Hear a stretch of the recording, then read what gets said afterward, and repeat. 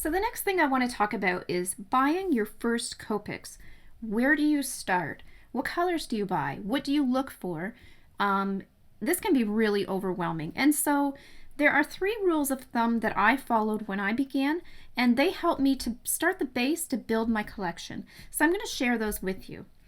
The first thing is when you're buying Copic markers, you want to buy at least in groups of 2, if that's possible.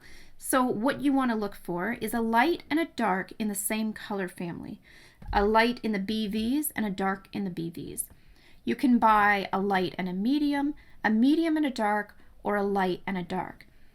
Now that will help you with blending, because that's the ultimate goal, is to create a nice gradient and nice blends with the colors you have. So pairing it that way will help you achieve it.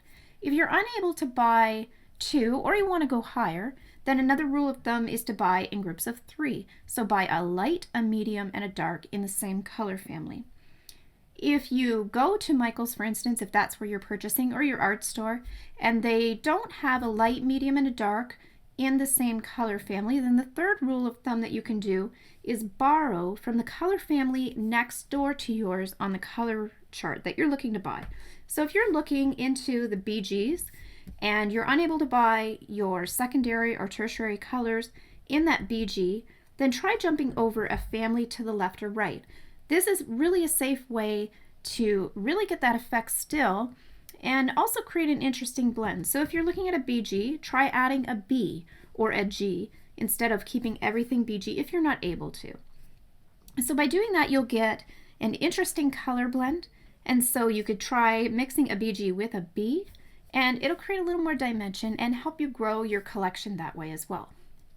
So by following these 3 rules, you should be able to create a base or a foundation as you grow your collection. When I started out with 3 BGs. So I bought a light, a medium, and a dark.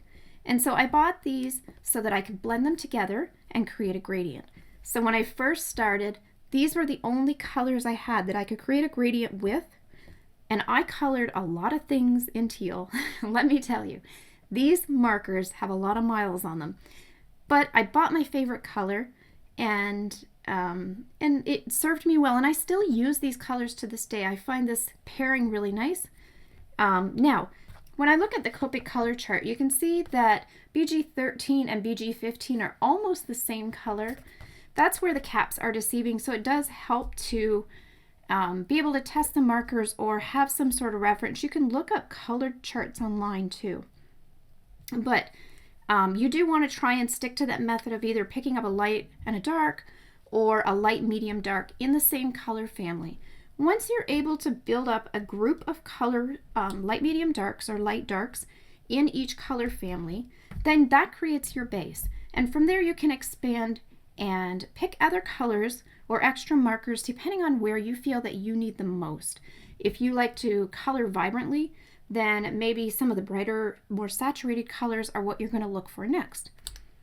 Another thing to keep in mind is when you're buying Copics, the lighter colors have more versatility than the darker colors. So you're going to find the darker colors towards the bottom of the chart. Typically, the lighter colors are going to be your triple and your quad triple or quad zeros. Those ones are going to blend or be blended by any color below them. So for example, if you look down here I have RV66, and so this is a dark raspberry color. This color will blend with the color underneath it, but not a lot of colors are left for it to change with, to blend with. So this color is dark and it doesn't have a lot of versatility. Whereas if you pick something like RV00 up here, I can add any color below that and change what that color looks like. So these definitely have more versatility towards the top of your color chart. Those are the ones that you want to look for first, and those are the ones that always seem to be the most popular and go the quickest when it's open stock, if that's how you're buying your Copics. Now you can also purchase Copics in sets. I bought the skin tone set. I'd also bought the primary, I think it was primary color set. And I found those at Michael's. I used a coupon. They were still expensive. I think I paid around $30, $40. I think the set was regular $60 or $70 and I got half price. but they're not always in stock and it's hard to get them.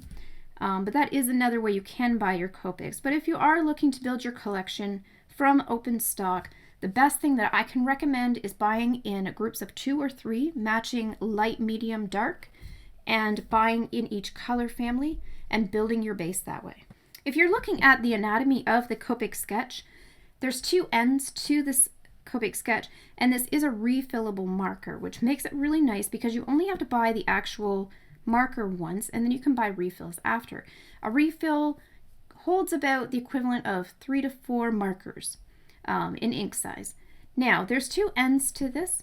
There is a chisel tip, which is more of a blunt end. I don't use this as much. I use it when I'm filling in large areas. And then the end that I use the most is the brush end, and you can tell that it's the brush end with this gray strip right here, which you don't see at this end.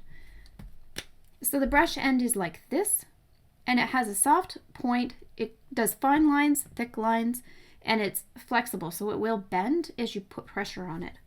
Now, you can change these nibs too, so if they get damaged, they can be removed and switched out. For example, this marker here, I picked up in open stock, and this was at Michael's when they had the sample white rolls of paper where you could test the Copics. Now they're behind a cage at the front of the store, but this one was damaged because someone took it and pushed really hard on that nib, so now it's crooked and it sits to one side. So if I wanted to, I could take tweezers and pull out this nib, and I can do this for the chisel tip as well as the brush end, and replace that. You can buy a package of replacements, and I don't think they're very expensive, maybe $5 or so, and you get a few in a package. And you can replace the nibs. You can also refill the barrels with more ink. So you really only have to buy the marker itself once, which is really nice. In the next video, I'm going to talk to you about stretching your markers further. Now that you have a baseline of how to purchase your markers, how do you stretch them the furthest when you have a small collection? And the best way to blend them as well. We'll show that in the video. I hope to see you there. If you did find this video helpful, let me know by giving it a thumbs up, and you can subscribe to be notified as I post more videos to my channel. Thanks for watching.